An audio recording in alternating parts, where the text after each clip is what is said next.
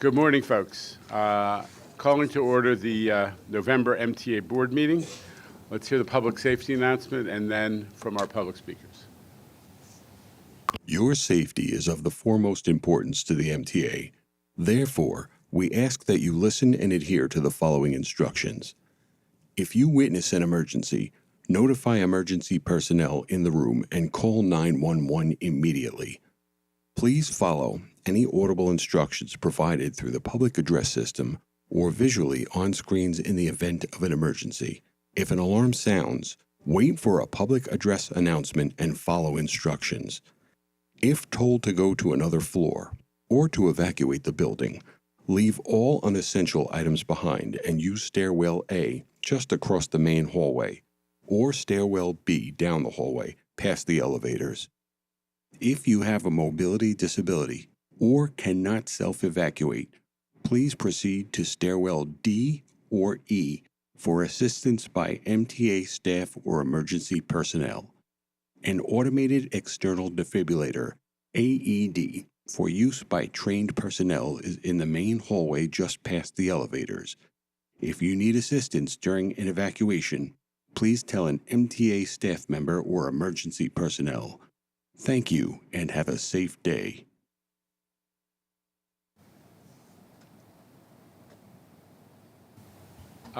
Andy, can we hear from public speakers, please? Sure. Good morning. The public comment for today's joint committee meeting is limited to 30 minutes. I would like to remind our public speakers that in the interest of time and fairness, all speakers, we limit everyone to 2 minutes. Should there be additional speakers after time for public comment has elapsed, an overflow room has been set up and will be available where comments will be recorded and made available to the board. This morning we have 27 public speakers registered. As a reminder, we ask all speakers to adhere to MTA's rules of conduct and decorum. Profanity and personal attacks of any kind are not allowed.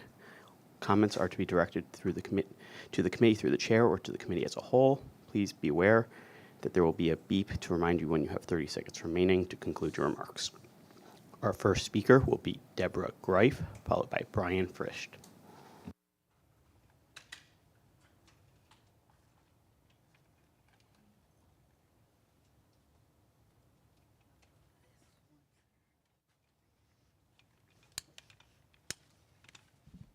Good morning.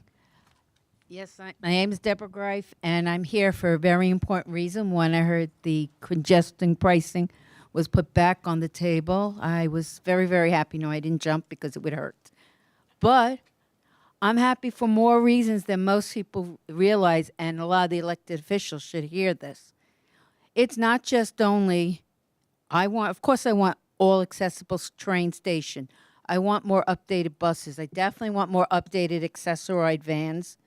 But I also want the roadways that are on the MTA bridges and tunnels to be kept in great repair.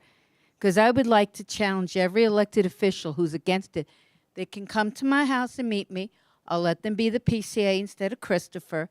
And I want them to take a ride with me on the bridges, on the tunnel. And I want them to feel the bumps that the persons with disabilities, have to put up with. Or when we're trying to get to our doctor and the GPS doesn't work, so the driver goes somewhere else instead of following, and we're sitting in traffic, and I have to be at the doctor's appointment, say, I gave 3 hours, and it's now maybe an hour before, and we still haven't moved. I want them to see how this feels. And they're worried, yes, it costs money, but how do you think we, as persons with disabilities, who are constantly blamed, why aren't you working? Well, if we can't have a truly accessible system and the roads to be in great shape, how do you expect people with disabilities to go to work? So I'm 100,000% in favor of congestion pricing, and yes, any of them can take me up on my offer. Thank you. Our next speaker is Brian Frischt, followed by Jason Anthony. Good morning.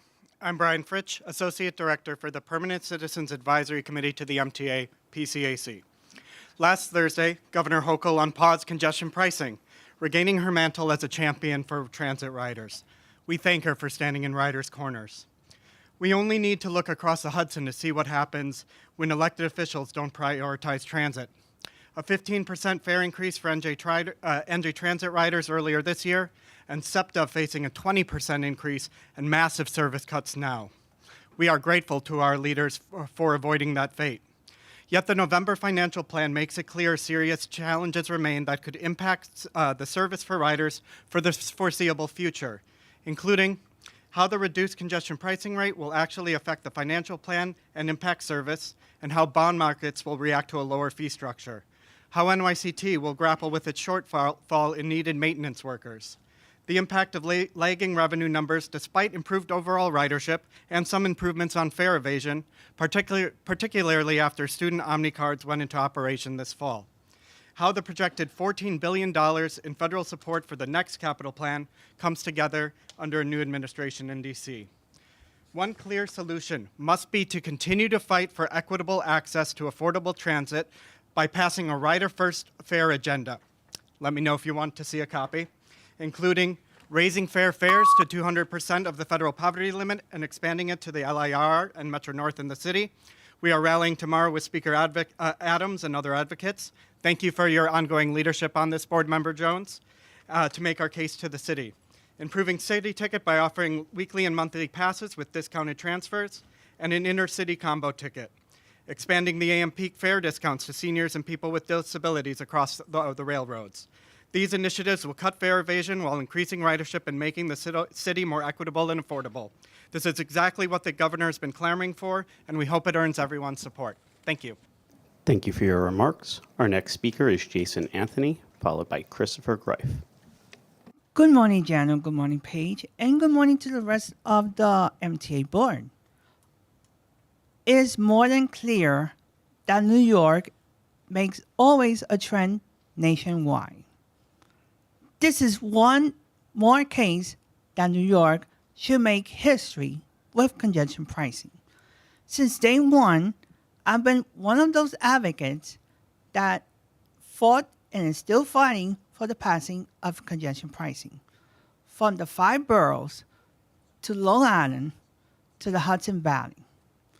We need congestion pricing now because those across the Hudson raised their fares 50% in July.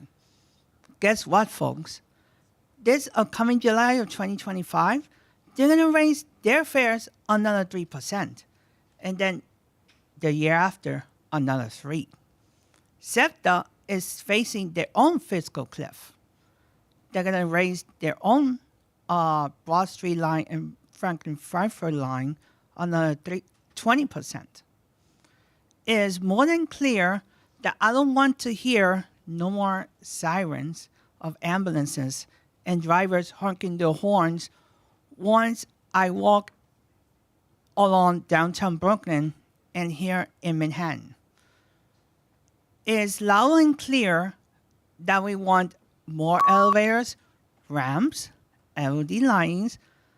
We want to replace once and for all the R62s that are as old as myself, the R46s, and more signals that could provide faster service with more reliable equipment, just as to replace the M3s that are much older than myself.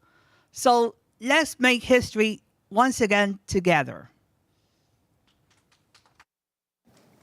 Thank you for your remarks. Our next speaker is Christopher Greif, followed by David Krumpfberg.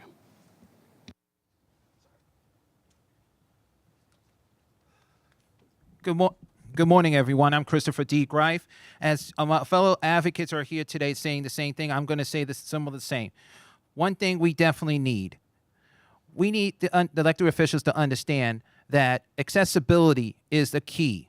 We need to make sure that accessorites don't get stuck in traffic. Bridges and tunnels, even NYPD and MTA police, they need to get through, and they're stuck in traffic in case of an emergency. Years already, my fellow advocates have been asking to stop getting stuck in traffic to where they have to go. Baseball games, parks, other places we want to go. And, you know, it was getting harder and harder. And they're also forgetting that the bridges need to be updated. Tunnels need to be updated.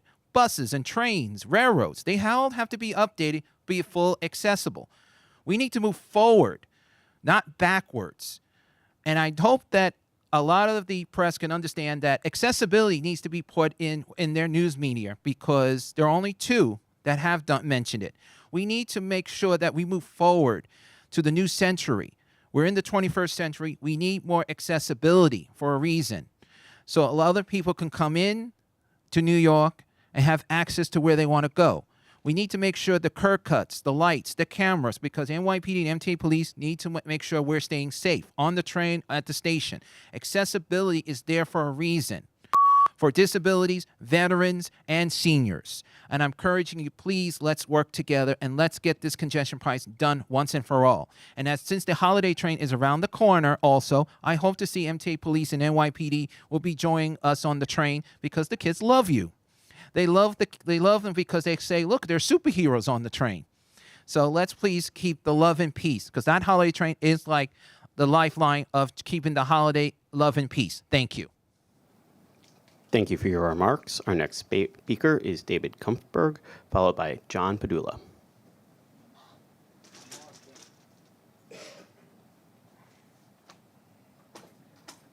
I'm David Kupferberg, Vice President of Bus Advocacy, Passengers United. According to the MTA website, the Brooklyn Bus Network redesign proposed final plan won't be released until the latter half of 2025. This means that the project won't be completed until at least 2026. However, the Queens Bus Network redesign is already near completion. Its proposed final plan and soon to be released addendum are expected to be approved by the MTA board within a few months. The service changes connected to the Queens Bus Network redesign are projected to be implemented later in 2025. Currently, the B57 operates between Red Hook and Brooklyn and Maspeth and Queens, and the Q18 operates between Astoria and Maspeth. As per the Queens Bus Network redesign, the MTA has proposed to extend the B57 to Jackson Heights and, at the same time, streamline the Q18 in Maspeth. If these changes are done first, the B57 would become operationally unmanageable. The B57 extension and the Q18 streamline should be delayed until the Brooklyn Bus Network redesign is implemented. Beginning mid-January 2025, for 17 weeks, there will be no subway service all times between the Howard Beach JFK Airport Station and the Rockaways for resiliency work. I think that the replacement bus service is being done on the cheap. Whether the MTA likes this or not, there will be an influx of riders utilizing other services. What about the people who insist on having a one-seat ride between the Rockaways and Manhattan, and the people of Broad Channel? In fact, the QM16, QM17, and the Long Island Railroad Far Rockaway branch will be the only services traveling directly between the Rockaways and Manhattan during the disruption. These injustices have to be corrected. The people of the Rockaways and Broad Channel deserve viable mass transit options during resiliency work, not be treated like second-class citizens. The MTA must deliver. Thank you. Thank you for your remarks. Our next speaker is John Padula, followed by Murray Bowden.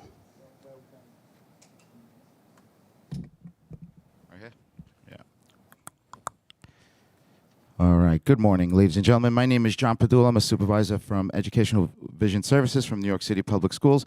I'm also a member of the Advisory Committee for Transit Accessibility. Mr. Krichkolo, I don't think I've ever met you personally. Would love to have a chance to have a conversation. Perhaps you could join us at one of our ACTA meetings. We meet monthly. I am glad that funding has or is arriving. I just want to reiterate that accessible transit is not only buses, not only subways, but it also includes paratransit, because unfortunately there's always going to be a demographic that are going to have to rely on paratransit as a means of travel. And for as long as 30 minutes is deemed on time, I can't take traditional paratransit serious in terms of supporting gainful employment in our city. In 2017, I've been an accessible ride user since 2003.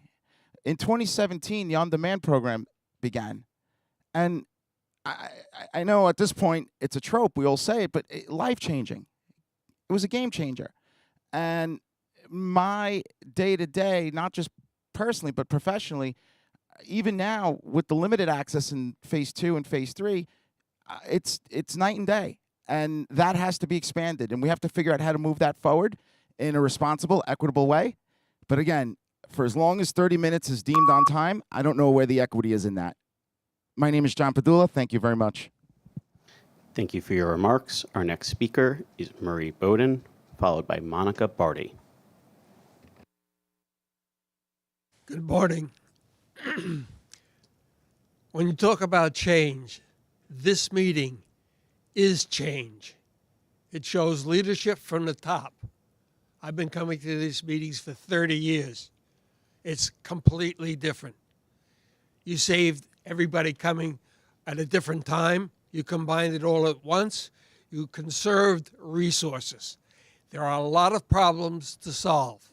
You started it from the top and you showed how change can be. I've been coming to these meetings for 30 years.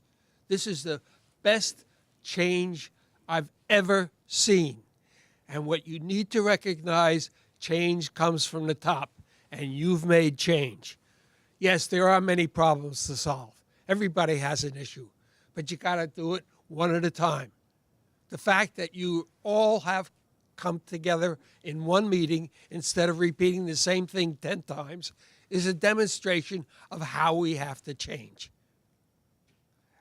Being here in person is the key. I get to see all of you. You get to see me. Being in person in business works. Video doesn't work. I can see each of you smiling at me or not smiling at me, or angry at me. Jano, you're the leader that this world needs. Thank you for showing change from the top. Everybody else is now required to follow your leadership. Thank you. Thank you for your remarks. Our next speaker is Monica Barty, followed by Ron Mitchell.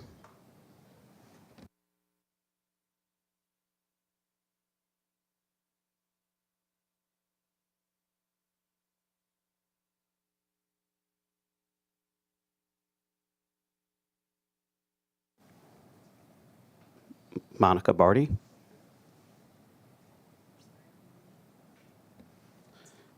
Our next speaker will be Ron Mitchell, followed by Mike Howard.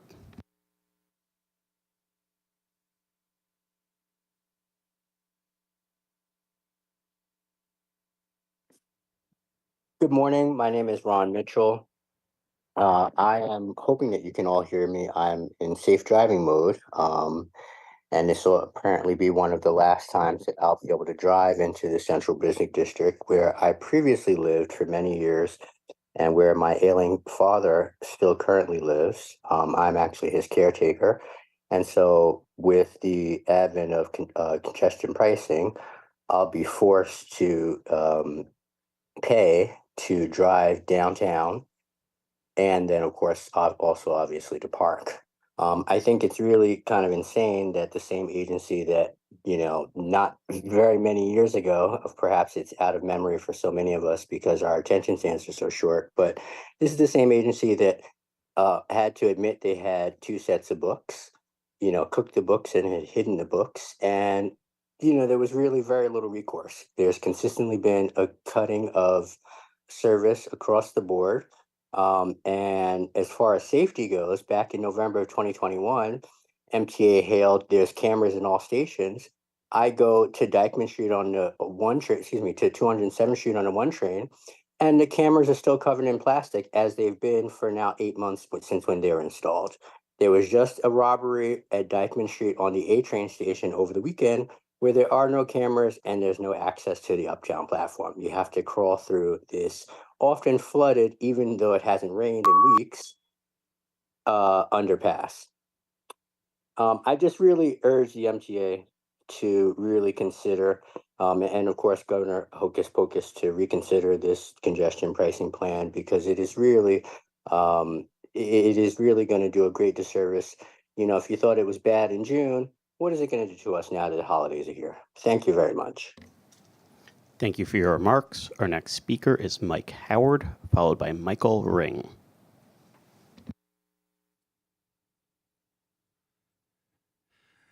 Greetings, everyone. Is this microphone on?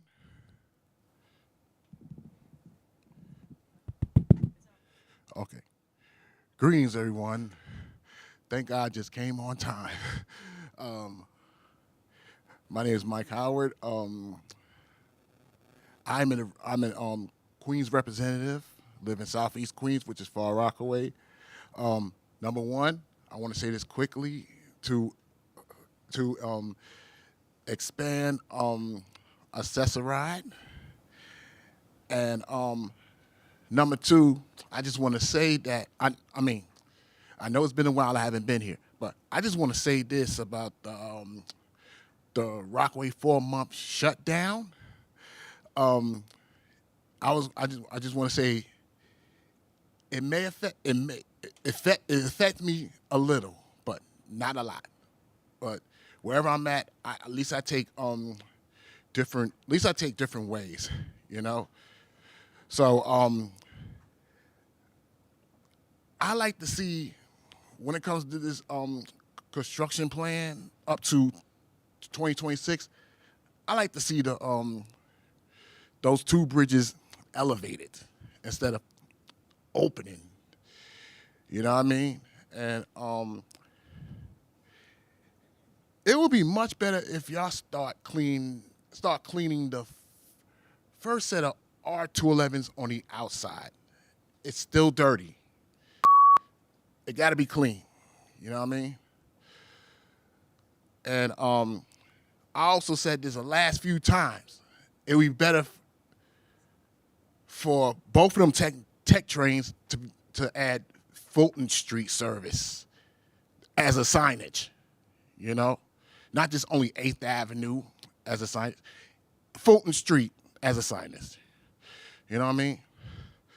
So it's good seeing y'all. It's been a while. Thank you for your remarks. Have a blessed day. Our next speaker is Michael Ring, followed by Evan Yamke.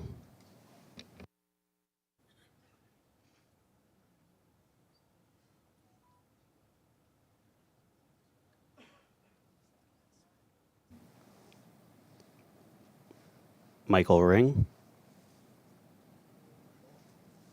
Our next speaker is Evan Yamke, followed by Iris Kelly. Good morning. My name is Evan Yamke, and I am the Advocacy Director for Brooklyn Center for Independence of the Disabled. We work with stakeholders with disabilities and others who use and or find barriers to using our public transit system because of its ongoing lack of accessible options. One bright spot for accessibility in New York's public transit system has been the Accessoride On-Demand pilot program, which allows Accessoride users a life-changing flexibility.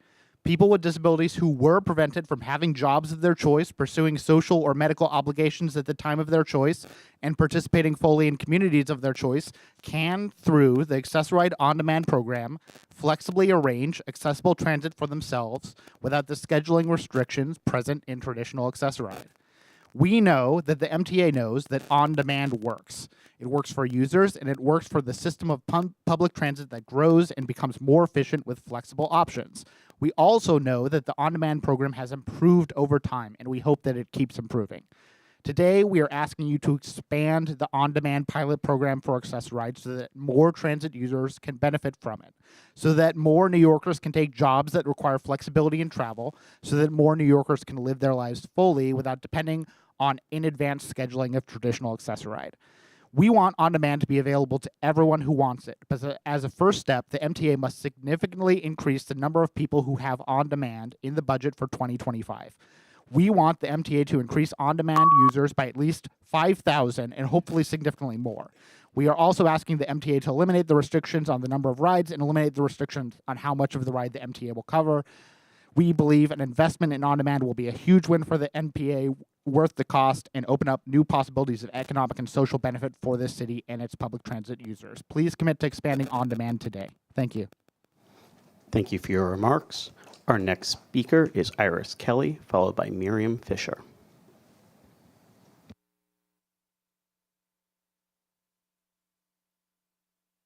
I'm talking about the Long Island Railroad entrance program. Railroad has a problem where the signage, they put new signs up. Originally had ones, just normal sight I can see, but no, they put new ones in way sky high, small print, you can't even read that. It's ridiculous. They've shown all this metal at the bottom. It's no good to us. Bring the signage down so people be able to see it. And then another night, a 917 train, getting 10:04, For Brooklyn people, we have to wait a half an hour to get their connecting train. They shouldn't have to wait a half an hour for it. Originally, when they had changed the sign, it would be either we're connecting one time, then it was like 15 minutes apart. I can stand 15 minutes of time waiting time, fine. But no, this last scheduling said me move an additional 15 minutes apart. It's a half an hour wait time, which is a disgrace. This train sitting there for what would have been originally 10:20. It's sitting there. It's going out the yard. They shouldn't be doing it. It should be people taking it into Brooklyn, not sitting there making us wait for extra time.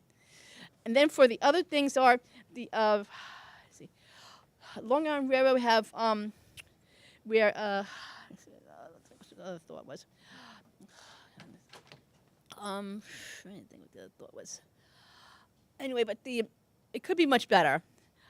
And then for the accessible right, I agree about the on demand, but they should make it more available for everybody, not just select people. Because I'm missing out a lot of things in my family.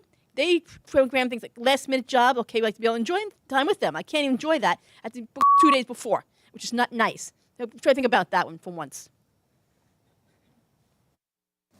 Thank you for your remarks. Our next speaker is Miriam Fisher, followed by Joe Rappaport.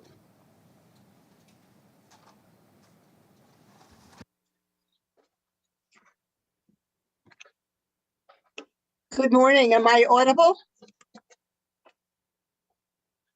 Am I audible? Please proceed. Thank you. I reaffirm what disability advocate groups this morning rallied for in front of the MTA building: reliable elevators, elevator maintenance, lawsuit settled. I applaud Governor Hochul's restoration of congestion pricing with its impact on improving air, the environment, safety, reducing traffic. Most significantly, congestion pricing makes available for money for accessibility in elevators on the 23 elevators already approved and the next elevators in the 2029 capital plan. But we have less money available due to reduced tolls. I quote from the 2022 agreement: should unexpected needs arise, the MTA commits to devoting no less than 8% of its total capital plan to station accessibility. I'm adding that no less can mean more than 8%. We need elevators now for people with disabilities, seniors, parents with strollers, riders with luggage, elevators for everyone. Thank you for listening. Thank you for your remarks. Our next speaker is Joe Rappaport, followed by Kathleen Collin. Good morning. I'm Joe Rappaport of the Brooklyn Center for Independence of the Disabled. It's Thanksgiving soon. It's been a bit of a turkey of a year, but here are a few things we're thankful for, plus a few turkeys. We're thankful that Access-A-Ride on demand continues and, in fact, is better than it was last year. As you've heard, it offers a lot more flexibility for your Access-A-Ride riders. It is also the 7th anniversary of the beginning of this pilot. So now in your 2025 budget, it's time to make on-demand available to more Access-A-Ride users and eventually all of them. An expansion in your, $19 billion budget would be decimal dust. We're thankful that the MTA opened several elevators this year, and we're thankful that it looks like transit funding may move forward, and you can gobble up that money to catch up on the 23 projects you delayed in June. And I've got to give you another serving of this message. If congestion pricing doesn't move forward for some reason, you must find other funding to make the system accessible and, of course, for the next capital program. We're thankful that Judge Daniels ruled against the MTA's attempt to get him to dismiss our subway elevator maintenance case earlier this year. And at the same time, we're not thankful that the MTA continues to drag out this case. Doesn't seem ready to sit down and settle it with us. Instead, you continue to pay high-priced private attorneys. It's time to settle this 7.5-year-old case, including setting some real standards for elevator maintenance. We're thankful for the ability to testify, though not for this truncated session, and I hope you're thankful for the chance to hear from us. Happy Thanksgiving. Thank you for your remarks. Our next speaker is Kathleen Collins.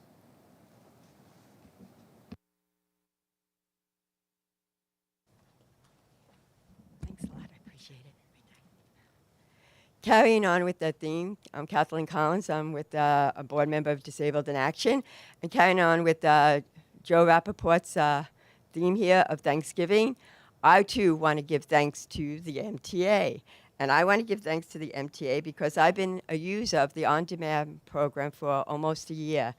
And I have to admit, it has been life-changing.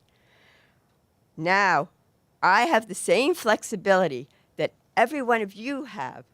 That is, that I can, at the spur of the moment, go anywhere, anytime. Now, I know you take this for granted every day, but I do not. This is truly life-changing for me. Never in my life have I had this with Accessoride. When I was working, I never could use Accessoride. I had to use a car company, a car service, and I had to pay for that. And I spent approximately $500,000 over my 30-year career at the Port Authority for transportation because I had no flexibility with Accessoride when it actually came into being. I started working even before Accessoride existed in the 1980s.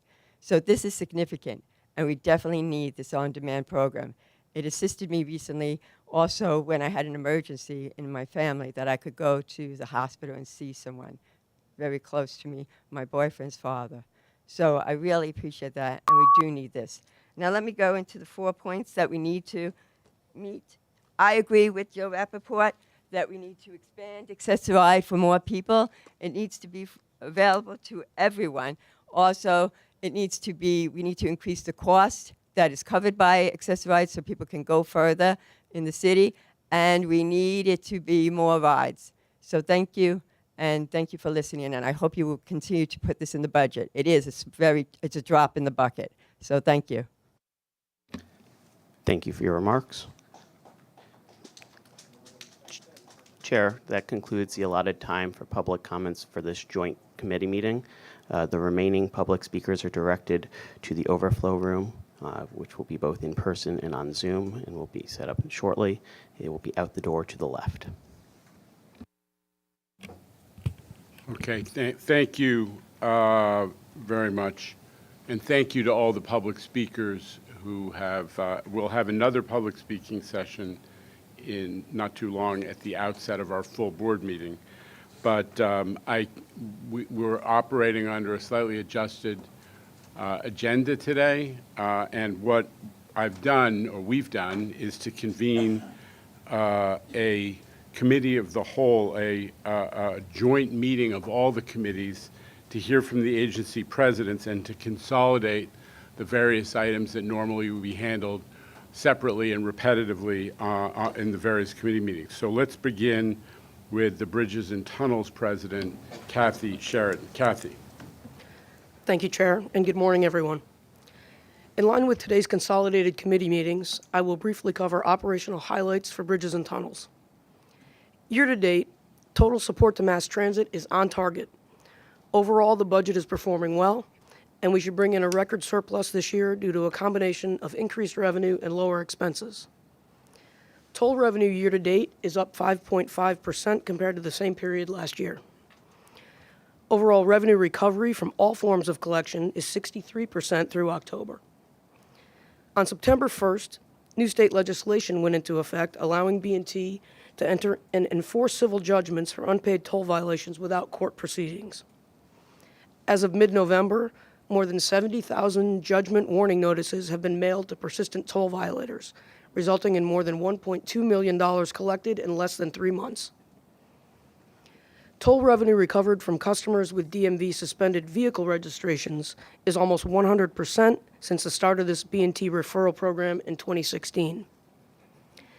And in terms of customer behavior, unbillable transactions are projected to be down $3.3 million, or 0.01% as a percentage of overall transactions for 2024.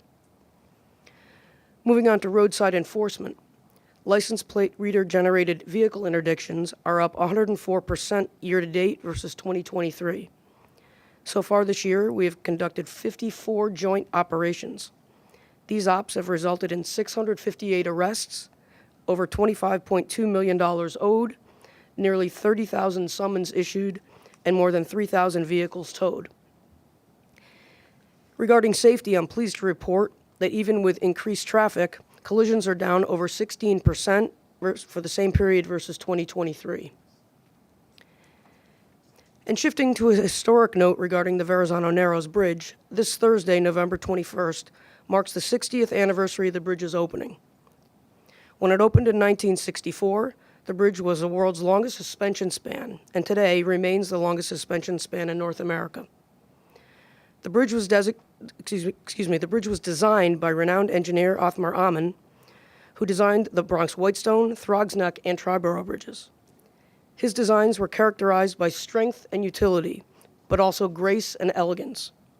He said, "It is a crime to build an ugly bridge." We at Bridges and Tunnels may be biased, but we completely agree that the VN is a monumental beauty. The importance of the bridge as a critical link in the regional transportation network cannot be overstated. The VN has a total of 13 traffic lanes, 6 on the upper level, with a reversible 7th HOV bus lane, and 6 lanes on the lower level. More than 1,600 MTA buses cross the VN every weekday, bringing thousands of commuters from Staten Island through Brooklyn into Manhattan. As with our other 8 crossings, we are committed to keeping the VN in a state of good repair for many decades to come through our capital program and regular maintenance. Governor Hochul's announcement to proceed with congestion pricing will enable us to advance critical capital projects such as cable dehumidification, and we are appreciative and enthusiastic regarding this welcome news, which you'll hear more about throughout the day. Any spotlight on the Verrazano Bridge would not be complete without a nod to our facility team. These employees know the bridge and its approaches like the back of their hands, and it's reassuring to me, as it should be to our customers, that they're on the job making sure vehicles cross our roadways safely and efficiently. This concludes B&T's report. Thank you. Folks, any questions or comments for Kathy? We're going to move on to New York City Transit. Demetrius?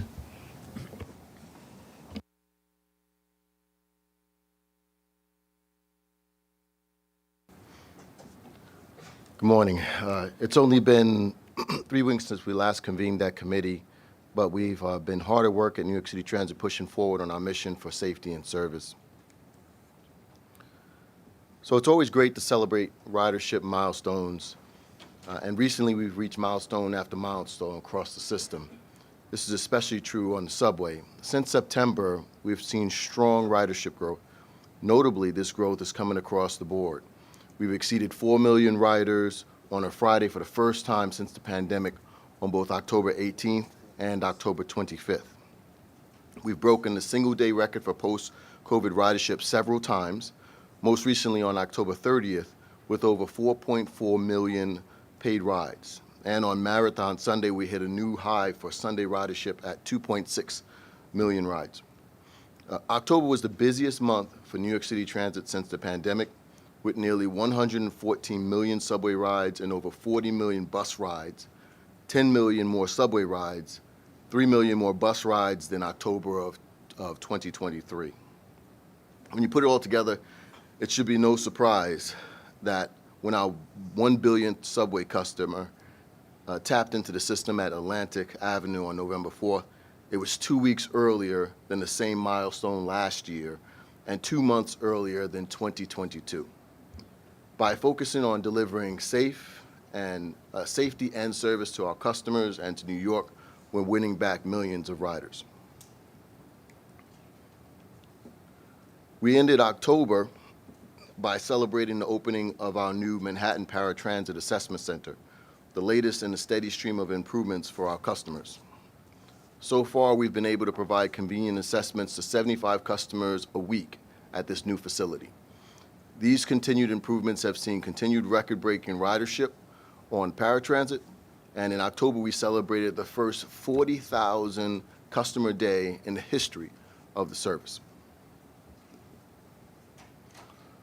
We wanted to provide the committee with a brief update on New York City Transit's wide efforts to reduce fare evasion on our subways and buses.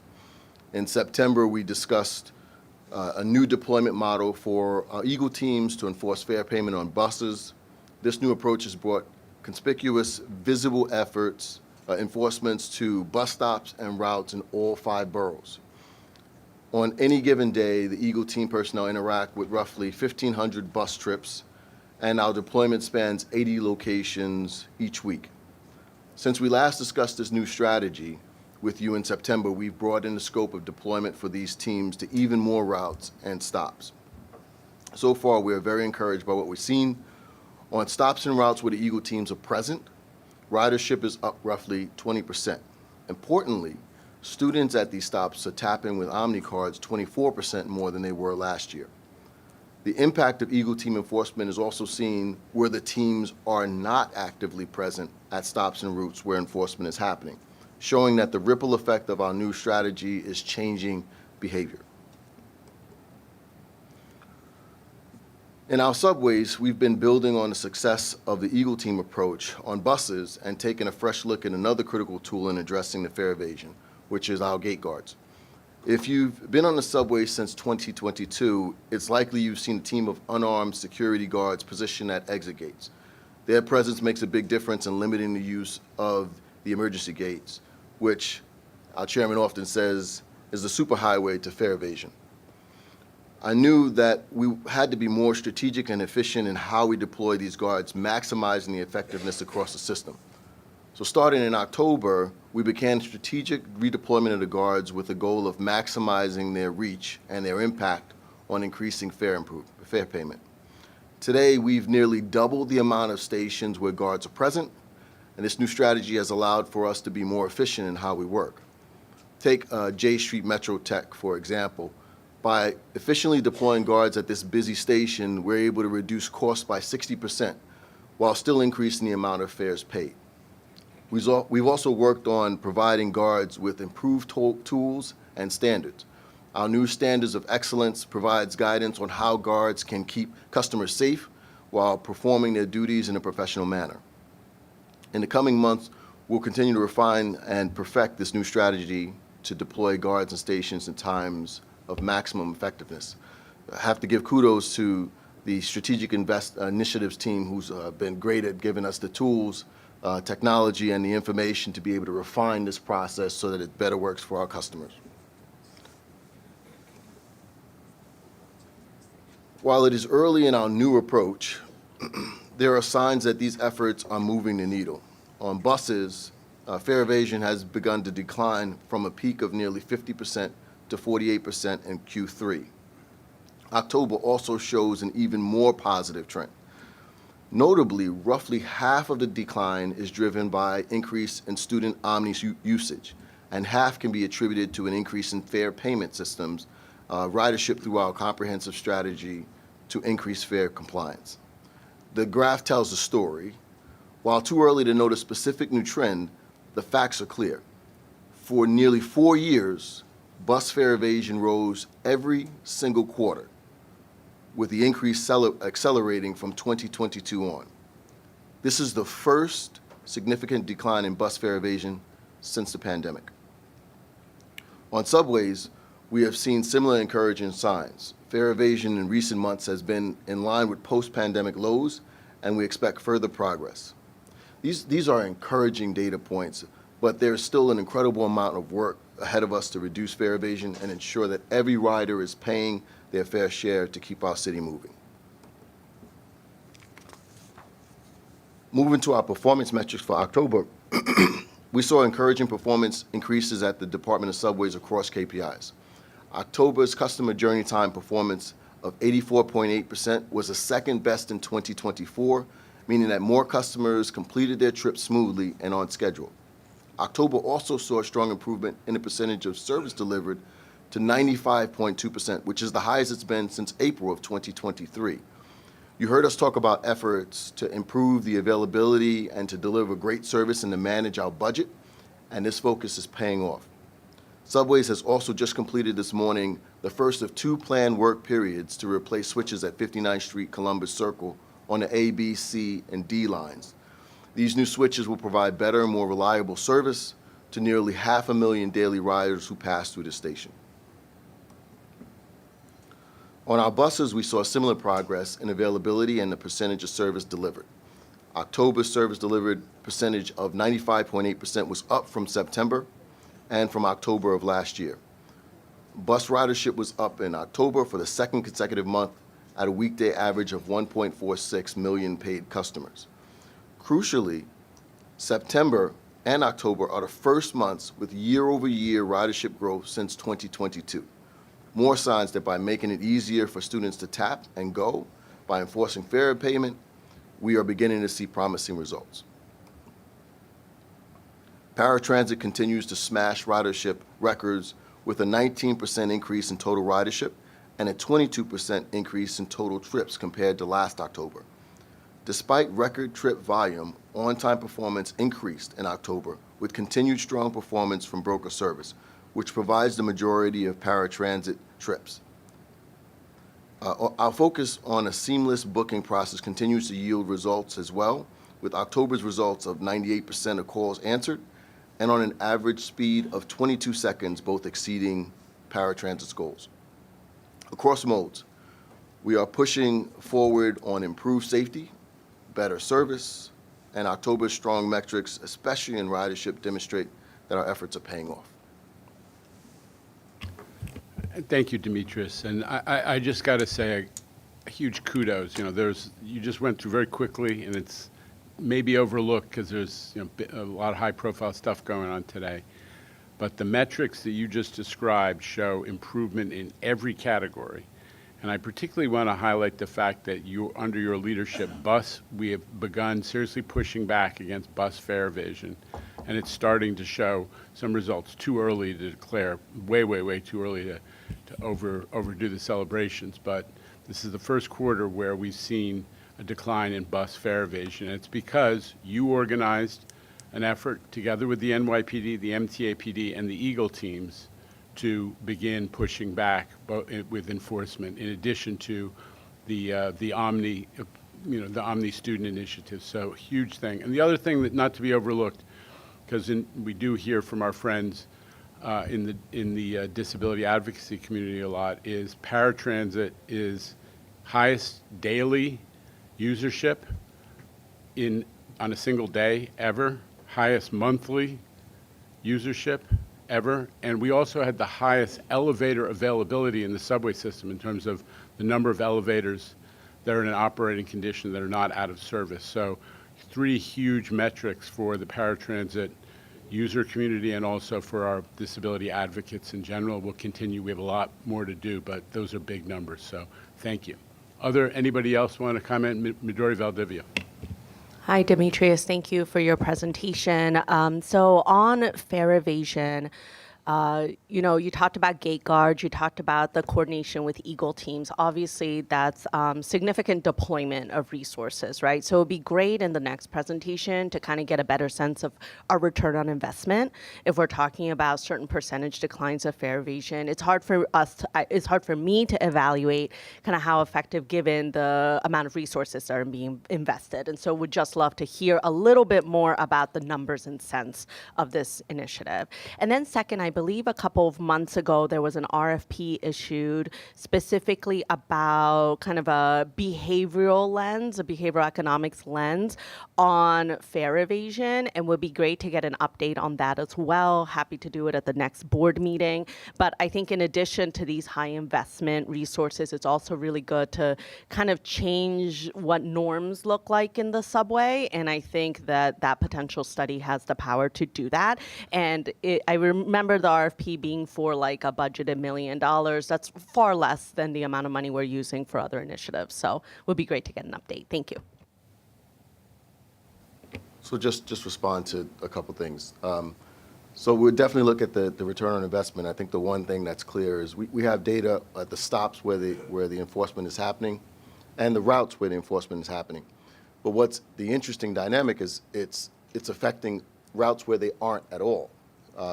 So it's a little harder to get an idea of return on investment because if I take a route in the morning and I encountered the fare evasion initiative, and then on my PM trip coming back, I don't have it in a return trip, it's still affecting my behavior, right?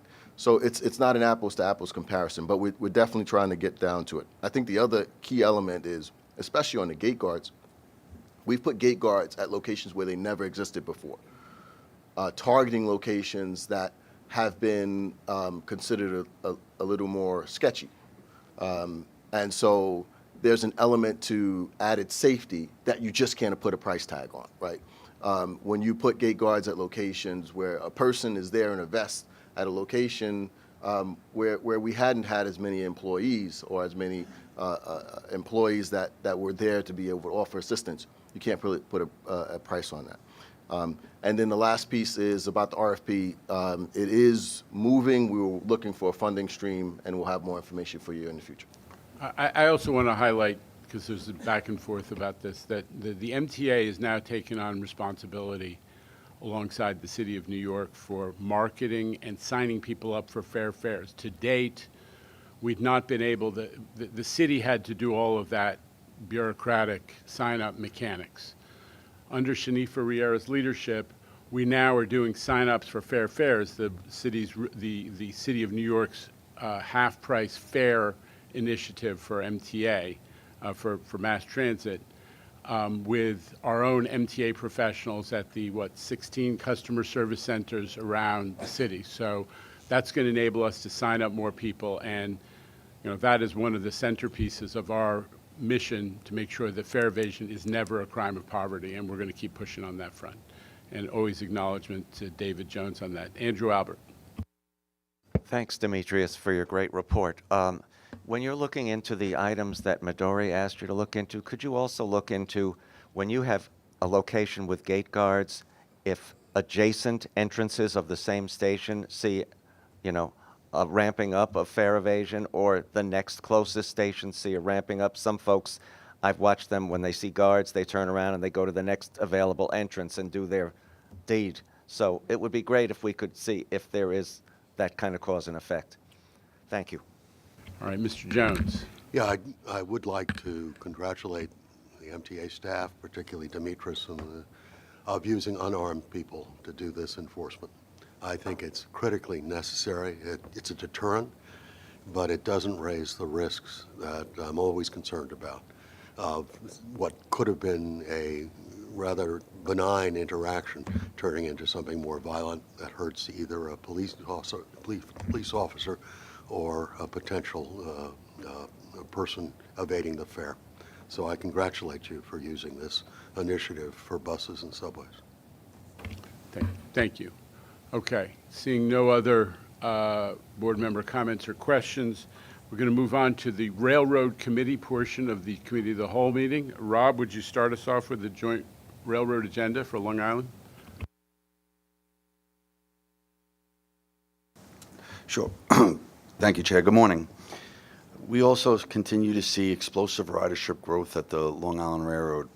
Now, the following statistics I'm going to provide are all post-pandemic ridership records. And I say that because there's many, and it really is the core components of ridership. I'll start with October total ridership, which was 7.2 million customers and represents 88.2% of October 2019 ridership. This is an increase of about 16.8% versus October of last year, and year-to-date about 16.7%, as I said, year-to-date versus October of last year. Average weekday ridership, now this is Monday through Friday, not Tuesday through Thursday, is 261,914 customers. Monthly ridership at Grand Central Madison was a record at 1.72 million riders based on loadway. Total commutation ridership was 2.79 million customers, and monthly ticket ridership, meaning monthly pass holders, was 2.72 million. And this one is actually even more amazing than the other ones. October non-commutation ridership was not only a post-COVID record, it's also the highest non-commutation ridership in a month in our recorded history at 4.3 million customers. Now that's 6 months in a row that non-commutation ridership has met or exceeded 4 million riders. Truly remarkable. Year-to-date non-commutation ridership was 38.9 million customers and represents a 21.8% increase year-to-date over last year. So as I said, pretty remarkable ridership in terms of total ridership at the Long Island Railroad. Very proud of that. And on-time performance is doing pretty remarkable as well. October month-to-date ridership for October was 95.95%, and we just missed hitting 96% literally on the last day and the last hours of the day. Month to date, we're at 95.6% on-time performance. For all the other operating metrics, they're in the book if you need to reference them. And for scheduled service on Thanksgiving Day, we'll be running a holiday schedule and operating some extra trains. In the morning, going into the city, we'll operate 6 extra trains. In the early afternoon, we'll operate 9 extra eastbound trains, and we'll also have Protect trains just in case is needed. As we continue our efforts to run an efficient railroad, we are making significant amount of progress in the area of reducing fare evasion. Commitment to pay invoice issuance is down 59% versus the baseline.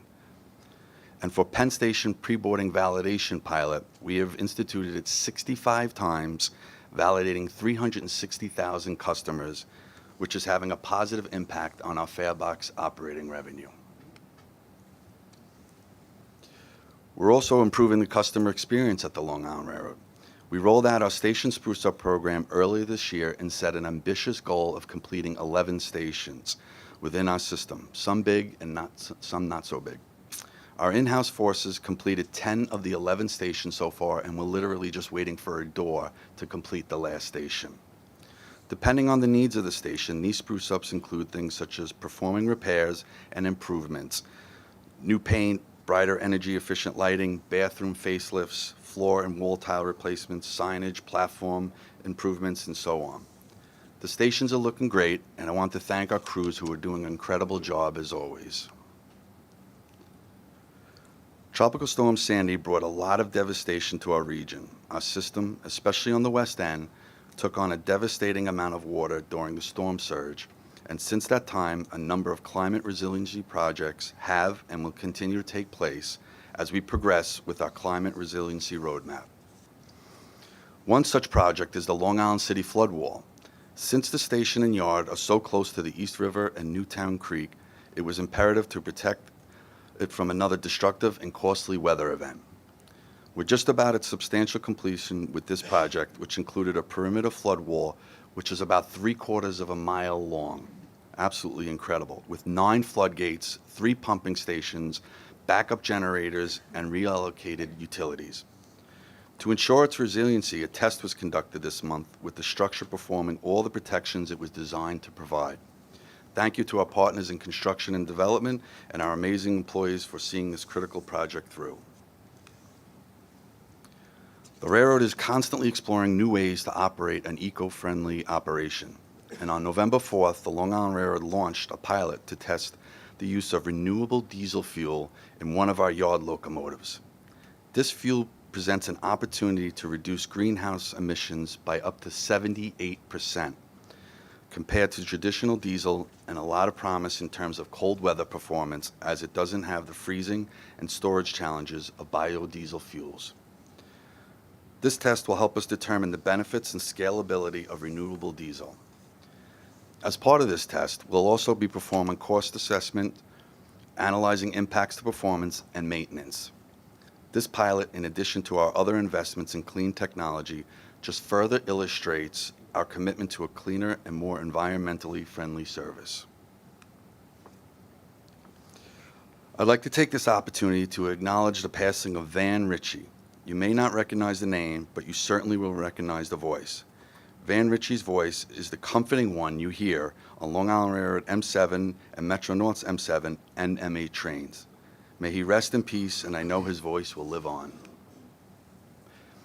And finally, I'd like to end this month with a note of congratulations to Kara Mercado, Executive Assistant to the Long Island Railroad President, that's me, who retires after an incredible 35-year run at the railroad.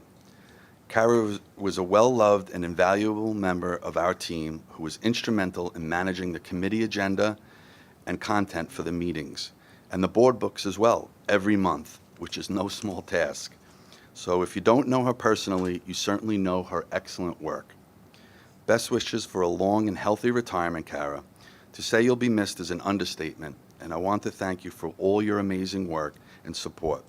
Enjoy all the newfound time with your family and not having to remind me of what branch I commuted out of. That concludes my report, and I'll answer any questions you may have.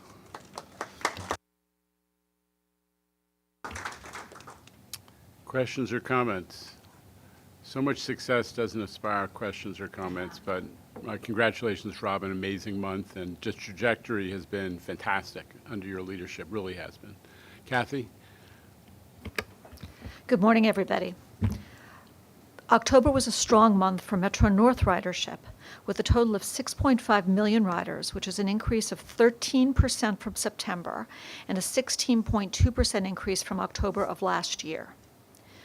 Our average weekday ridership of 230,449 was a post-pandemic record at 79.2% of pre-COVID levels in October of 2019. But even better, our average weekend ridership of 131,666 is 2.2% higher than pre-COVID levels in October of 2019. The Yankees World Series run was obviously shorter than any of us would have liked, but Metro North is clearly a fan favorite, setting several days of record ridership to and from the stadium. We've been operating Leaf Peeper trains on the Hudson Line to accommodate everyone who wants to explore the villages of the Hudson Valley. We had planned to end the extra Leaf Peeper trains on November 10th, which is usually when ridership begins to taper off, but large numbers rode with us that weekend, so we operated additional Leaf Peeper trains this past weekend too. And we will be adding service this coming Saturday for the Shamrock Series game at Yankee Stadium between Notre Dame and Army. Metro North service delivered rate, service reliability measure for October of 2024 was 99.9%. System-wide on-time performance for October was 98.5%, above our goal of 94%. Year-to-date OTP was also above goal at 98.4%, which is the best October on-time performance ever, and also the highest year-to-date on-time performance in Metro North's history. The mean distance between failures for the fleet was 297,411 miles in September, above the goal of 200,000 miles. Our year-to-date MBDF performance also remains above goal at 315,364 miles. With even more people riding, we're also seeing improvements in the fares that we're collecting. Initiatives that we've put into place to address fare evasion in response to the Blue Ribbon Panel's report have yielded very positive results. Our fare not collected rates continue to improve, going down from 5.7% in 2022 to 2.8% last year, and further reduced this year to 2.4% through the end of October. Much of the credit for these improvements goes to our strong partnership with our labor leaders and to our train crews, who are doing an absolutely outstanding job of collecting fares day in and day out. Increased management oversight in the field, along with improved MTA PD response times and expanded train patrols, have been key drivers in these improvements. October has traditionally been one of the highest ridership months in the year, and with holidays and vacations beginning to affect ridership in November, we do expect a slight decrease this month. On to the holiday schedule. Thanksgiving begins the holiday season. Metro North will have extra service on the Wednesday before Thanksgiving and special schedules on Thanksgiving Day and Friday, November 29th. On Wednesday, we'll operate 19 extra trains earlier in the afternoon, and we'll cancel and combine some trades in the evening. On Thanksgiving Day, we'll operate extra service to Manhattan for customers going to the Macy's Thanksgiving Day Parade, and we'll take them home afterward with expanded service during the afternoon. And we'll bring folks home after sharing the holidays with friends and family across the region with extra inbound trains into Manhattan in the evening. The Friday after Thanksgiving brings a special schedule to accommodate shoppers and visitors who come into Manhattan for the day. We will operate an expanded Saturday schedule with extra trains in the traditional AM and PM peak periods. Saturday and Sunday, we'll add cars to regularly scheduled trains, and we'll also operate shopper specials on the New Haven line.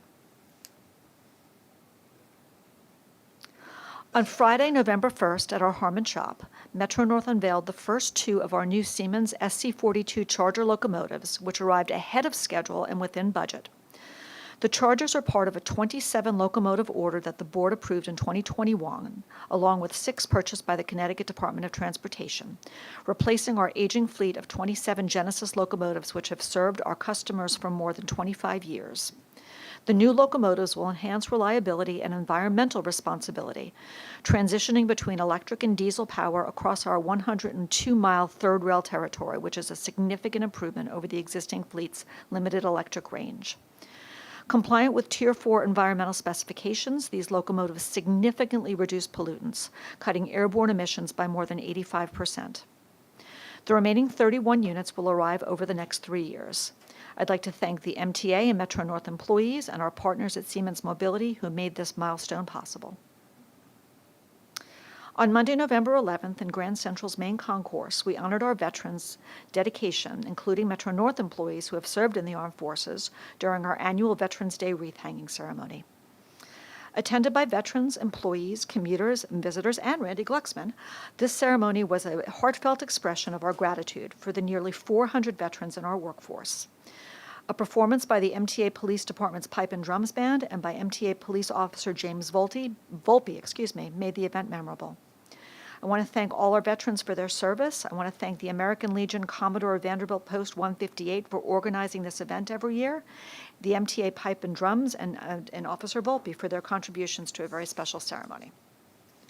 And then right after that ceremony, I attended the opening of the Grand Central Holiday Fair in Vanderbilt Hall alongside Rob, Costa Rica Ambassador to the UN Maritza Chan, and representatives from the Costa Rica Tourism Board, which is this year's sponsor. The event featured traditional Costa Rican dancers and showcased the 36 local artisans and small businesses who will be creating a memorable holiday shopping experience in Grand Central this year. In addition to the holiday fair, Grand Central hosts events such as the New York Transit Museum's famous holiday train show and a Thanksgiving market in the Biltmore Room, which creates a festive atmosphere for our passengers, city residents, and the large number of tourists and visitors to the city, supporting small businesses and celebrating New York's holiday spirit. And while we're on the topic of holiday spirit, as a special treat for this holiday season, we're going to begin operation of a specially decorated train on the Friday after Thanksgiving.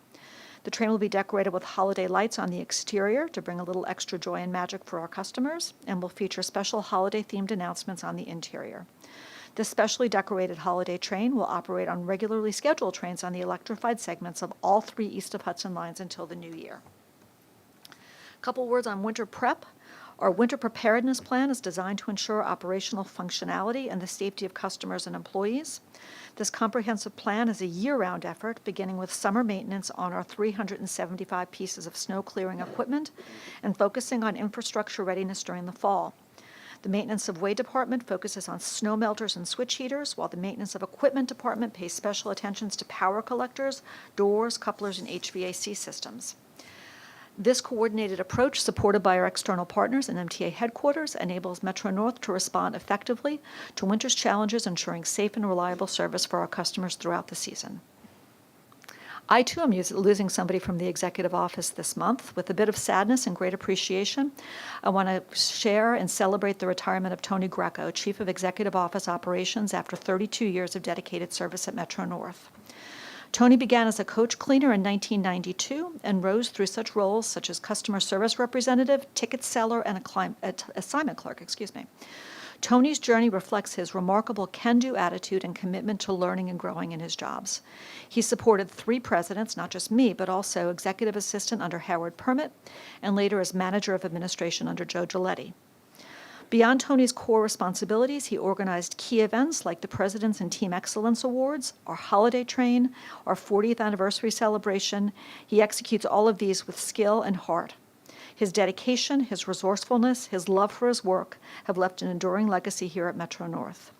We extend our heartfelt gratitude to Tony and wish him joy and fulfillment in his next chapter. As I conclude, I want to say that, every month Justin and I report on our metrics and our performance at Metro North. We're very proud of those metrics, but we wouldn't be able to achieve them without the tremendous work of Metro North employees. I'm very grateful for their service, and I'm grateful for the loyalty of our customers who are coming back in record numbers. So to our employees and our customers, I wish them all a very happy Thanksgiving. Congratulations, Kathy. And congratulations to the whole Metro North team. 98.4% on-time performance all of this year. Never done at that level before, so incredible accomplishment. Any other comments or questions for our 2 railroad presidents who are setting all kinds of records? All right, well, we're going to move on to the record-setting C&D president, Mr. Torres Springer. Thanks to a lot of leadership, we're about to set some records indeed, Chair. We'll talk about that more in the next meeting. But I'm happy to be here today and give an update on our progress at C&D over the last month, and assume there's some slides coming up at some point. But the work has continued throughout our system to keep it in a state of good repair and make improvements that are critical and highly valued by our riders. We've already completed $2.8 billion worth of work this year, and we expect to substantially exceed that target by the end of the year with a lot of completions, particularly ADA accessibility completions coming up over the next 6.5 weeks. A lot of folks working very hard at C&D to get that done. Let me give you a few highlights of what we got done in the last month. We completed major progress toward making the 3-station 14th Street 1, 2, 3 FM and L complex fully ADA accessible. Completed the mezzanine to platform elevator on the uptown side of the 1, 2, 3. This follows the opening during the summer of elevators at the L train, and then also at the 6th Avenue, the F and M earlier this year, and then the downtown F and M and 1, 2, 3 will follow shortly. We're shooting for the end of the year for that. You can also see one of the 6 extraordinary mosaics added to this station by MTA Arts and Design.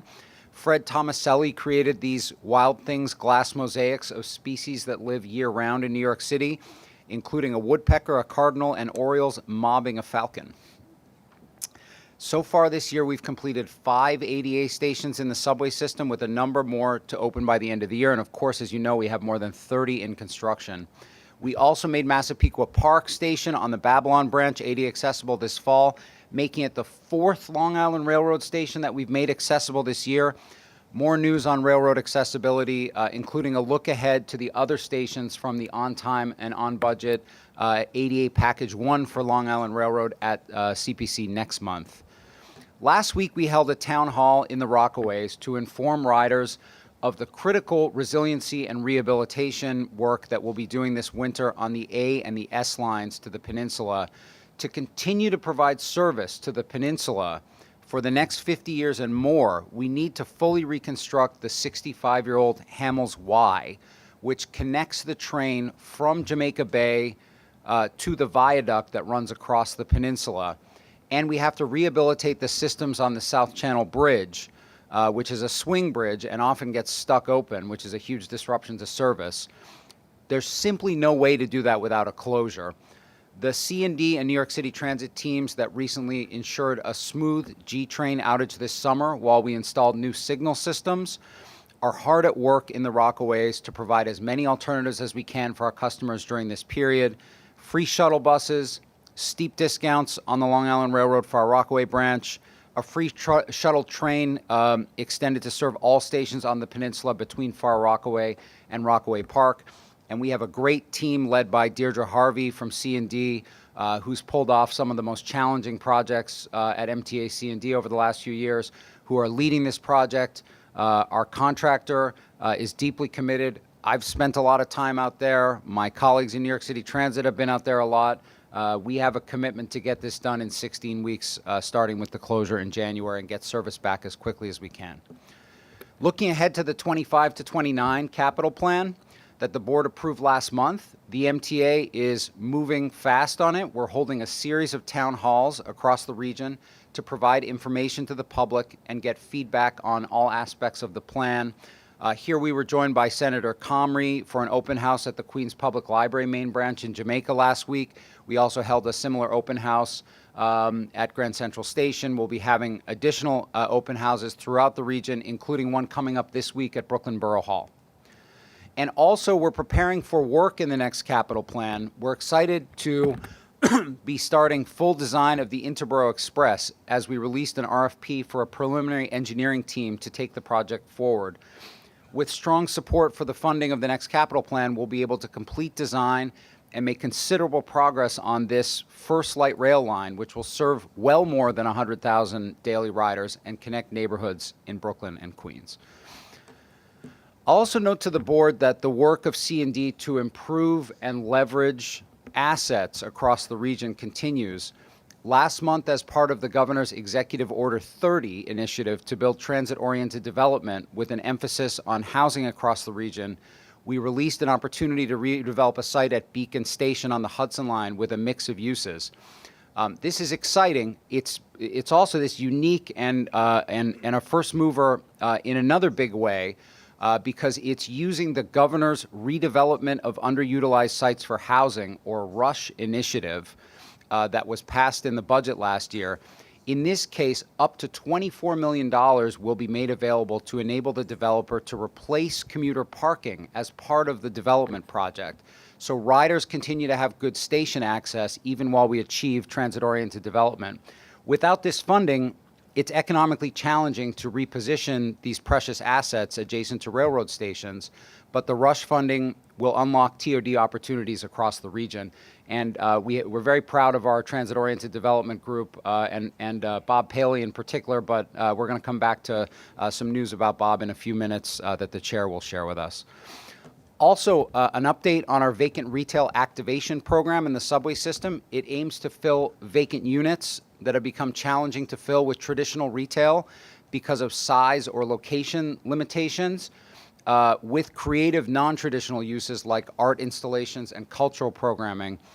It has now activated 12 units in 9 stations, and we're working with over a dozen partners. You see here art installations by the Whitney at West 4th Street and by the nonprofit partner of ours on this program, Chashama at 50th Street Station. The program website on the MTA real estate page lists available units that are available within this program. That's our brief update for this month. Look forward to updating the board further on congestion pricing funded aspects of the capital program in a few minutes. Thanks, Jamie. Is there not a procurement that we need to act on? There is a procurement, After Chair. the I same- think that's coming up in the business, the procurement business shortly, after the safety committee. So, it's just a prompt to Mr. Iceland to take his seat. Okay. He's always ready. Questions for Torres Springer, the man, the legend, shall we? Anybody?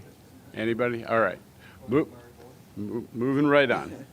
The Safety Committee, our Chief Safety Officer, Carl Heyman. Carl's right there, and he has an update on for the committee and a brief presentation on MTA drug and alcohol programs. Carl. Great. Thank you, Chair, and good morning to all. I'm pleased to report that the safety and security metrics continue on a positive trend. Customer accident and injury rates, as well as employee lost time accidents, have decreased over the last 12 months. These trends are in part a result of the great work being done by the safety and operating departments across all of the agencies. Additionally, of note, subway fires continue to trend downwards and have decreased significantly by over 25% on a rolling 12-month basis. Major crimes continues to be down, and the most recent 28 days sees a reduction of nearly 15% within the subway system. This is thanks to strong collaborations with federal, state, and local law enforcement. Please note that the updates to NTSB's previously issued recommendations and the railroad's grade crossing grants updates can be found in the committee book. Now, unless there are any questions, I'd like to turn it over to Dr. Daria Luisi, Deputy Chief Officer of MTA's Occupational Health Services, for a presentation on our drug and alcohol program. Good morning, everyone. Thank you. So I'm here to present on the drug-free workplace program that's in place across the MTA at all of our agencies. It is something that's a necessity as part of our doing business in the transportation world. So basically, an alcohol and drug-free program across the MTA provides, oh, I'm sorry, I skipped a slide, excuse me. An alcohol and drug-free workplace is necessary because of keeping our employees and customers safe by enhancing the employee fitness, sustaining a sound and secure work environment, preventing workplace accidents and unsafe work situations. In addition, the MTA is mandated by the Drug-Free Workplace Act of 1998 and the U.S. Department of Transportation federal regulations, which require us to have comprehensive drug testing program.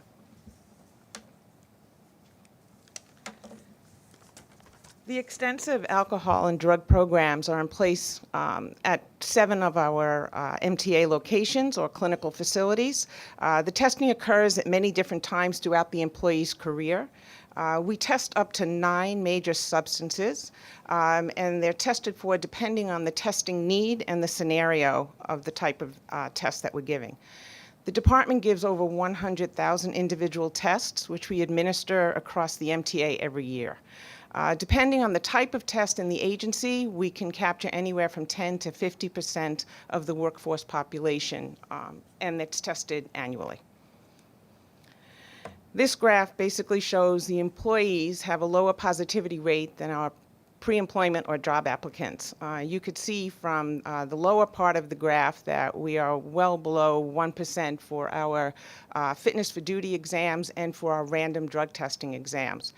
Where we see increases in positivity rates are with the pre-employment or what we call the job applicants. And you can see that that trend in the graph sort of corresponds to legalization of marijuana in New York State, and we're actually seeing that uptick in our job applicants applying for positions. The MTA positivity rates are lower than the national averages. The national average across the United States is at 2%. We're well below that at 0.43%. In fact, our average basically keeps the rest of the nation's average down.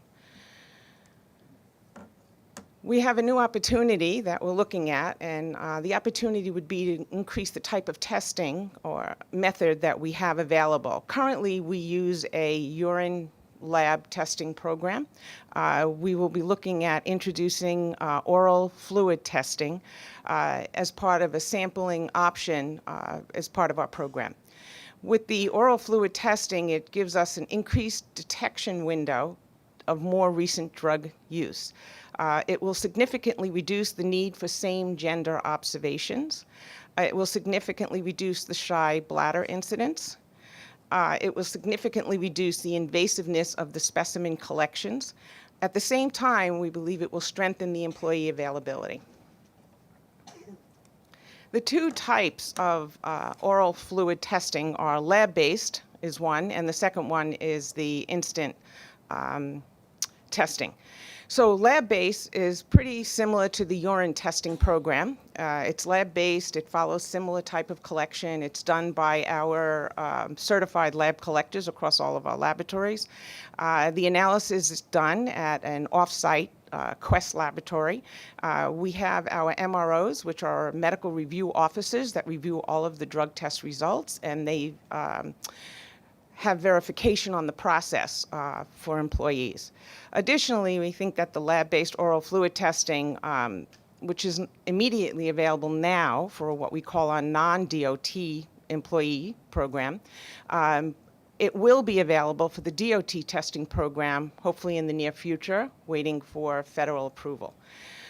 We also believe that this will supplement the lab-based urine testing program for us. The rapid oral fluid is actually available now for non-DOT employees. It's FDA approved. The devices are available. The MTA is proposing rapid oral fluid testing for triggering workplace events. These triggering workplace events are post-accidents, reasonable suspicion, reasonable cause types of testing. It will return the employees back to work sooner. The testing methodology provided for detecting the recent drug use is greater than the sampling methods that we're using currently. DOT-mandated drug testing requirements do not authorize the use of rapid drug testing under any circumstances. The MTA is committed to communicating with all of our internal stakeholders. We have MTA written policies that basically outline prohibiting drug and alcohol use at the work site. We have supervisory and employee testing requirements, and we have information on the consequences for violation of the policy. We also provide employee education concerning the policy, so they're well aware of it. We also provide training for supervisors for identifying signs and symptoms of potential impairment. And the MTA also provides rehabilitation through our EAP programs, our employee assistance programs. We have more data-specific information on the agencies in the board book that if anyone is interested in looking at that. That concludes my presentation. Thank you. Couple of comments from the field. Mr. Mack, Mr. Bringaman, Ms. Soren. Yeah.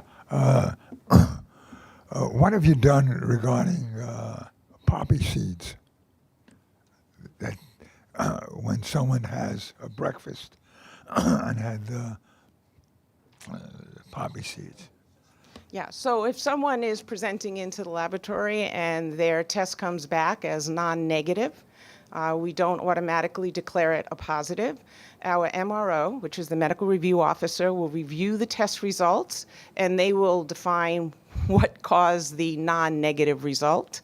The laboratories can automatically inform us whether it's poppy seeds or something else.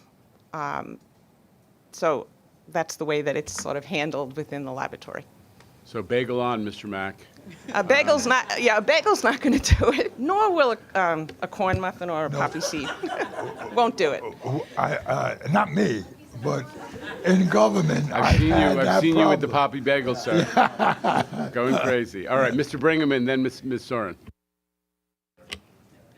Yeah, yes, ma'am. Where does legalized marijuana fall into your drug testing program? The state has legalized it. The federal government has not. Our MROs, which are medical review offices, are all certified by the federal government. We're zero tolerance for marijuana at this point.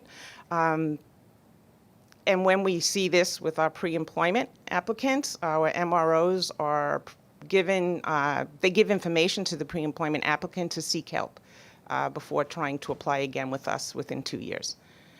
So we're zero tolerant for it. Question answered.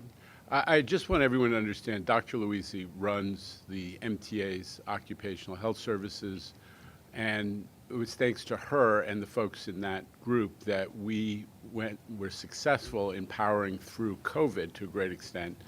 It was they working with Pat Warren who developed the program where we did massive testing using spit testing, using oral tests rather than other ones, and treated so many of our workers, and it's an amazing group, and you know, we don't always hear from her, so I just wanted to take the opportunity to thank Dr. Luisi and her team at MTA Occupational Health. Thank you.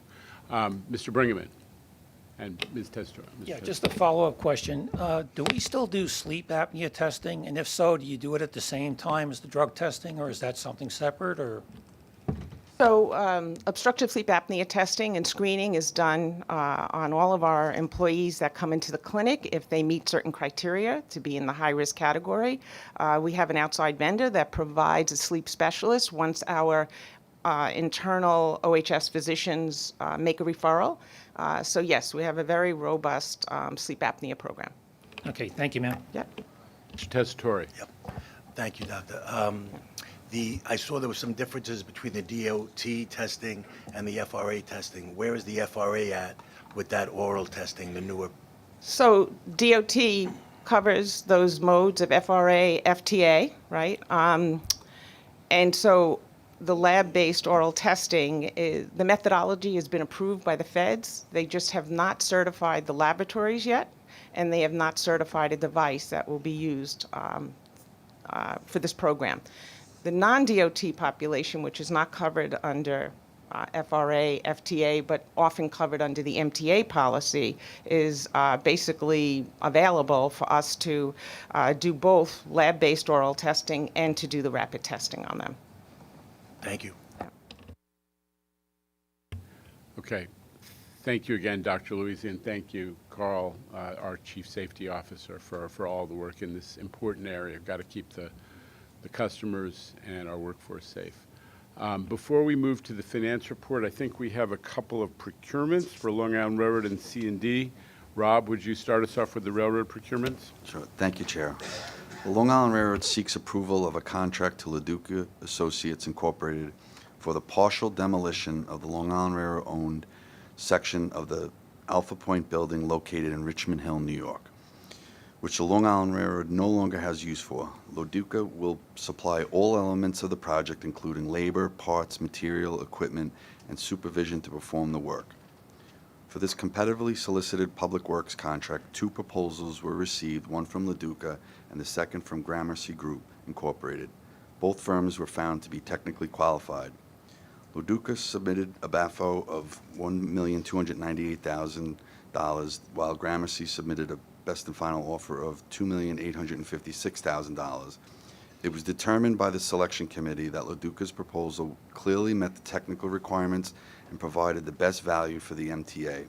I submit this item for your consideration and vote. Okay, may I have a motion? Thank you, Mr. Herbst. Second, Mr. Jones. Any discussion, questions? All right, motion on the table. All in favor? Any opposition or abstentions? Okay, the item carries. Is there Mr. Iceland? Thank you. C&D. Construction and Development is presenting one procurement action totaling $2.3 million.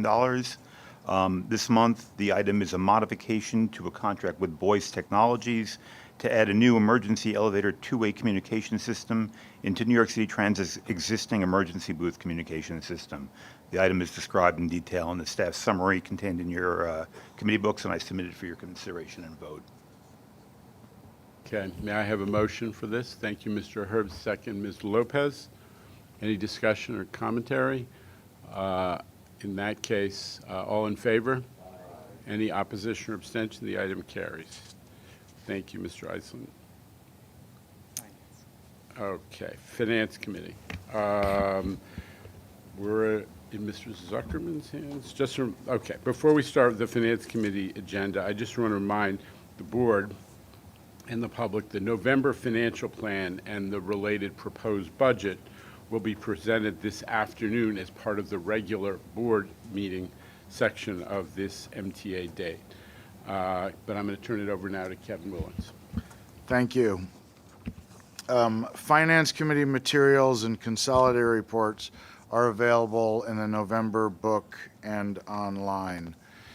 Good news, net operating results through October are favorable to our July plan forecast, which will provide us a good foundation for the November plan and the 2025 budget that Jay Patel will present later at the board meeting. If there are no questions on the items in the book, we'll move to the procurement actions. Okay, hearing none. Let's hear from Lizette Camillo about the procurement items for finance. There's one MTA headquarters item this month for Finance Committee approval, and the action is found in the November 2024 Finance Committee book. Before the committee today is the ratification of a non-competitive contract awarded to Runwise, Inc. in the amount of $908,500 to add 38 additional New York City Transit locations to enable the MTA to remotely monitor boilers and automatically adjust boiler temperature settings based on indoor temperatures, outdoor conditions, and weather forecasts. To date, 11 locations have been implemented under this contract, and this boiler management software is proprietary to Runwise.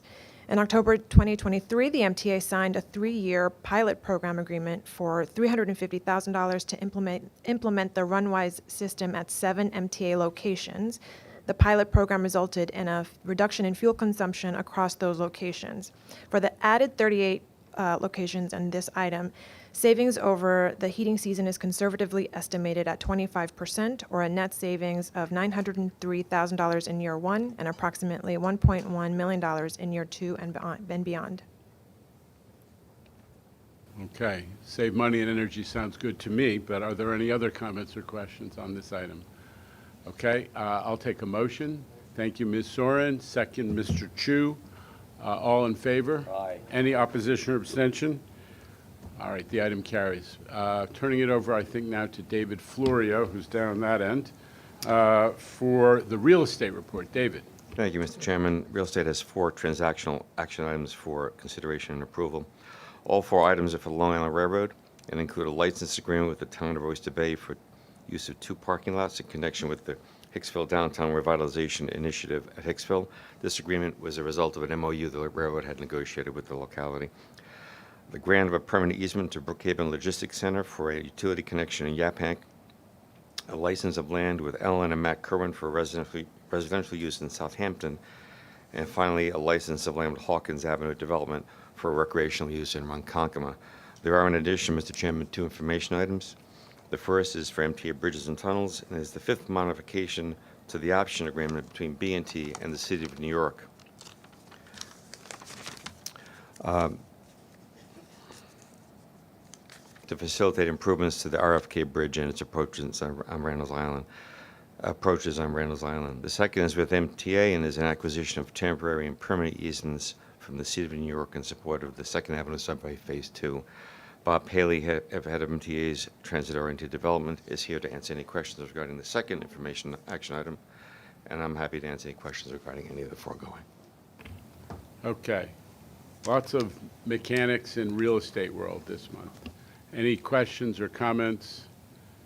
Exciting stuff. So with that, is there a motion for all those real estate items to be approved? Thank you, Mr. Herbst, always helpful. Second, thank you, Dr. Rizzo. All in favor of the real estate items as proposed? Any opposition or abstention? The real estate items carry. Thank you, David. They're hearing no further action items for the finance portion. We're going to conclude with some more administrative stuff. But before we do, I need to acknowledge, where's Bob Paley? There he is. Okay. So folks who have been around at the MTA for a little while, but in the broader world of planning and thinking about the future of the city, there is arguably very few people who have played a more important role than Bob Paley, who has been the leading light from the MTA, 2 terms. He left to work for a little while in private real estate, but then came back because his heart is in planning. And he has been the leading light of the development of the thinking about transit-oriented development in the region and maybe nationally. Just ask the people at ULI, Urban Land Institute, what a great impact Bob has had in helping the world to understand the importance of transit-oriented development, the opportunity to have organize your city around mass transit and to take advantage of mass transit to rationally grow the housing and development of the city. So, Bob has just been, he's responsible for so much of the skyline around our stations, both in the city and in the outer lying counties. Projects like Hudson Yards, from the earliest days of the conceptual planning to the construction of a new transit-oriented neighborhood, this was Paley in the lead. The Coliseum, folks like me who grew up in New York where there was this behemoth sitting on Columbus Circle that was the outdated convention center, especially after Javits got built.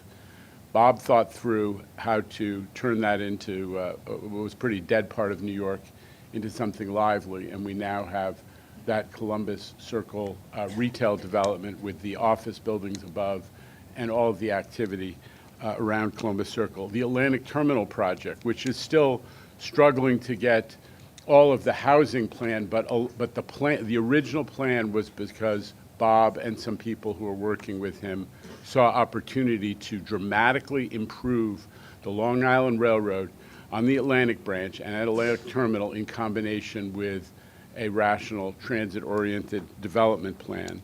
The East Midtown rezoning, which has yielded us One Vanderbilt and the J.P. Morgan Chase rebuild and so much more, and continues to deliver for New York's planning and future, was in large part a brainchild of Bob, working closely with his close collaborators in the New York City Department of City Planning. And all of those transit-oriented developments, we heard about one on in Beacon today. Many, many different transit-oriented development projects that are going on in Long Island, that have gone on in Westchester, and they're continuing to grow momentum. Paley is largely responsible. So while Bob is hanging up his protractor, we just need to say a huge thank you to the leading thinker, an ideologist, and practitioner of transit-oriented development, Bob Paley.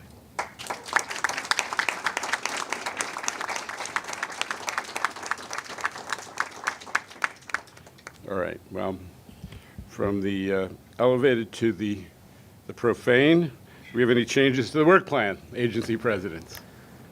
None? Yes, None? Chair. Okay, go for it. For the capital program, the Railroads Business Unit will update the committee next month. Okay. Do Do I need to change to the work? Yes, vote on that? I think you need to Okay. vote, yeah. Vote on change to the work plan. Motion, Mr. Herbst. A second, Ms. Lopez. Thank you. All in favor of the change to the work plan? Any opposition or abstention? We have the updated work plan is approved. Copies of the October capital program. So we're almost done. Copies of the October capital program, New York City Transit, the Bridges and Tunnels, the Finance, Safety, and Joint Railroad Committee meetings have been distributed and are available on the website. And also there are minutes of the July and September Bridges and Tunnels Committee meeting pending approval. So are there any changes, Mr. Albert? None? Zero? All those minutes? Oh, boy. In that case, the minutes are approved as distributed. That concludes the agenda for the Committee of the Whole meeting of today's meeting. May I have a motion to adjourn this portion of the meeting? Thank you, Ms. Sorin. Second, Dr. Rizzo. We are adjourned for the moment.